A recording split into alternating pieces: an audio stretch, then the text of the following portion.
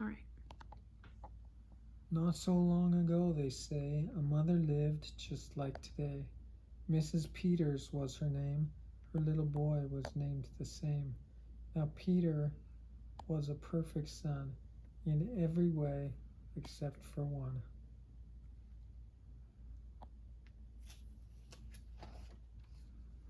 When Peter was just 1 year old, he did not like his milk served cold. He did not like his milk served hot. He liked it warm, and he would not drink it if he was not sure it was the proper temperature. Looks like his dad is checking on that by putting a few drops of the milk on his wrist to verify that Peter will enjoy it. But Mrs. Peters did not mind. She was a mother sweet and kind, and when her milk spilled on the floor, she patiently prepared some more. She'd take the bottle from the shelf and chuckle softly to herself. What a silly sort of eater is my darling baby Peter. So it looks like his bottle fell and spilled some milk, and Buddy is drinking up that milk. When Peter had not yet turned 2, another baby, sweet and new, was born. Dear Lucy, small and fair, with big blue eyes and curly hair. But long before this child was grown, she had opinions of her own, of what she'd eat and what she'd not. She hated milk both cold and hot, and warm was the worst of all. Instead, whenever Lucy dear was fed, she bellowed for pink lemonade, not from a can, oh no, homemade.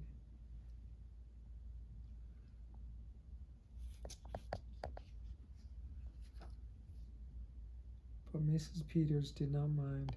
She squeezed each lemon to its rind while mopping milk up from the floor and patiently preparing more. She'd take the lemons from the shelf and giggle softly to herself. What a silly pair of eaters are Lucy dear and Peter Peters. And they're playing in that water container, just like Allie did down in Mexico. You can probably find a picture of that.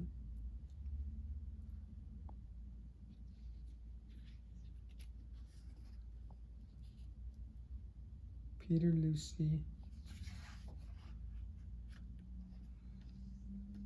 Now Lucy grew and Peter grew till he was 3 and she was 2.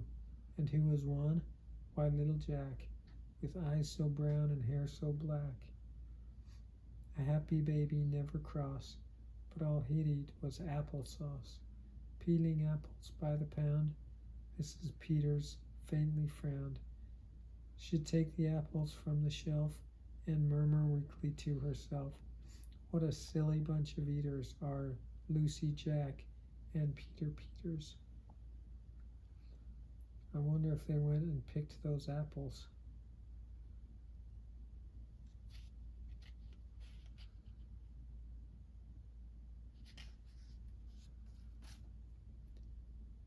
Peter, Lucy, and young Jack had another brother, Mac. Mac was charming, round and plump, but if his oatmeal had a lump, Mac would dump it on the cat. Mrs. Peters hated that, but since she loved her children 4, she'd strain the oatmeal 2 times more. She'd take it from the pantry shelf and mumbled sadly to herself, what a foolish group of eaters are all my precious little Peters.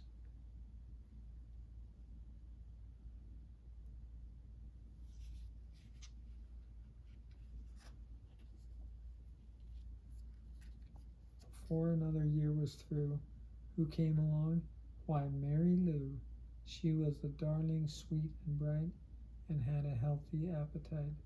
That is, as long as she was fed soft and squishy homemade bread. Poor Mrs. Peters got no rest, still she did her very best. She'd take the flower from the shelf and mutter feebly to herself, "What a funny, fussy bunch of eaters are all my lovely little Peters."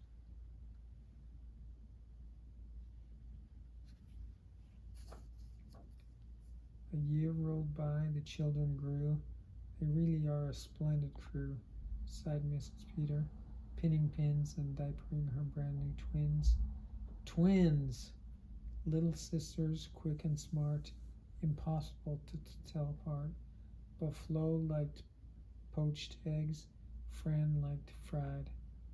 If she mixed them up, they cried. Tired to the very bone, Mrs. Peters groaned a groan. She'd take the eggs down from the shelf and whisper weakly to herself, "What persnickety young eaters are all my 7 little Peters?" They're all in the kitchen, horsing around and reading a book and eating whatever they prefer. And this one, his jammies are falling off his bum.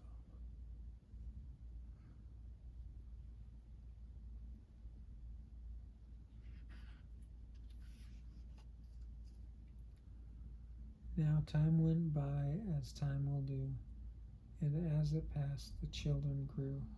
The problem was that as they grew, their appetites kept growing too, but not their choice of what to eat. Each child continued to repeat they wanted what they'd had before. The trouble was, they wanted more.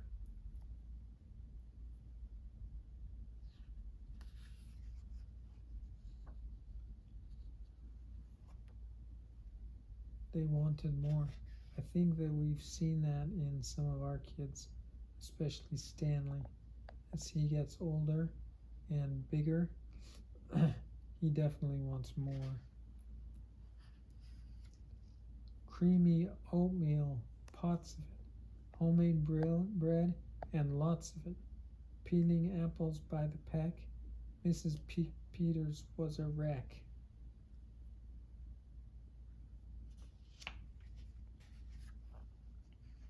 She wiped her brow and heaved a sigh. Another year was passing by. In fact, she realized with sorrow her birthday would arrive tomorrow. Drearily she shook her head and wearily went up to bed.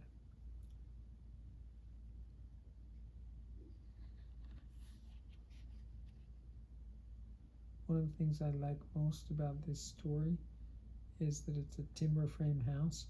And look at this timber. Very cool. She thought the children had forgotten her special day, but they had not. At crack of dawn, they all began to carry out their secret plan. Mrs. Peters would be fed a birthday breakfast in her bed, a breakfast made of all the foods that kept them in such happy moods.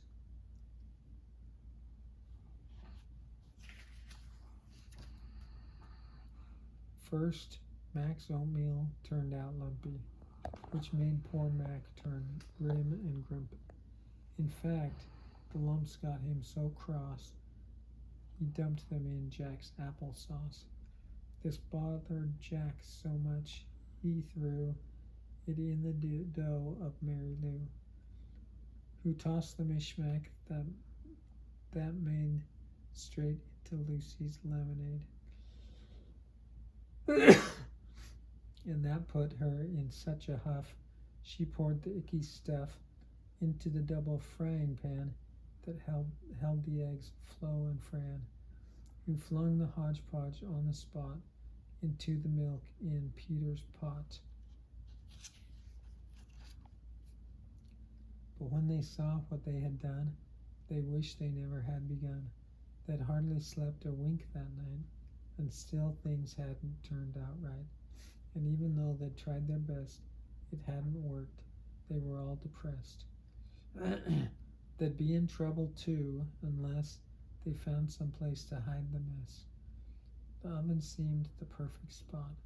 They all forgot it still was hot. They stuck the pot inside, and then they all went back to bed again.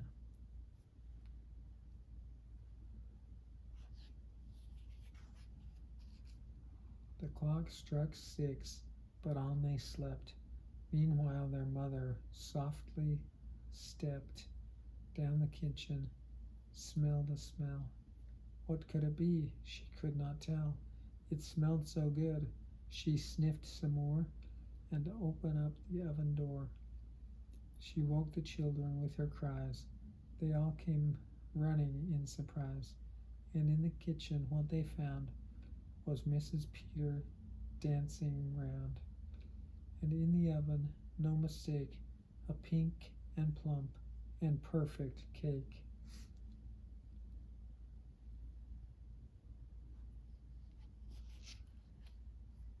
Look, that dog looks like Buddy when Buddy sleeps on his back, but I think this dog is fatter than Buddy. And as their mother danced with glee, she cried, "A birthday cake for me? A birthday cake still piping hot? Perfect cake, so high and light and smooth as silk." And as their mother danced with glee, she cried, "A birthday cake for me? A birthday cake still piping hot? To think I thought that you forgot. Now tell me, please, how did you make this pink and plump and perfect cake, so high and light and smooth as silk?" "It's smooth as silk from all my milk," said Peter.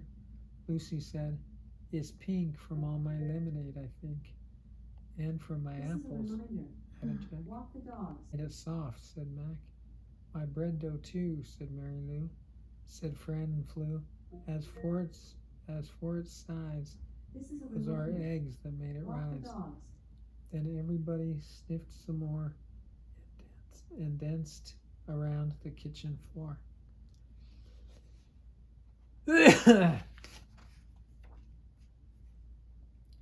They put the cake upon a dish and lit the candles. "Make a wish," the children cried, "before you blow." And Mrs. Peters did just so. And what is more, her wish came true, as birthday wishes always do.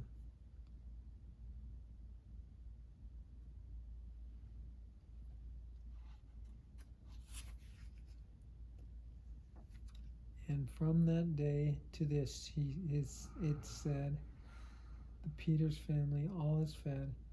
A single, simple meal, just one, a meal that's good for everyone, meal on which they all agree, made from their secret recipe. They all take turns in mixing it, they all take turns in fixing it. It's thick to beat and quick to bake, it's fine to eat and fun to make.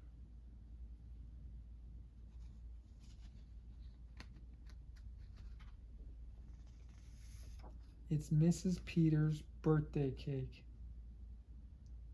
That's every morning for breakfast. That is fabulous.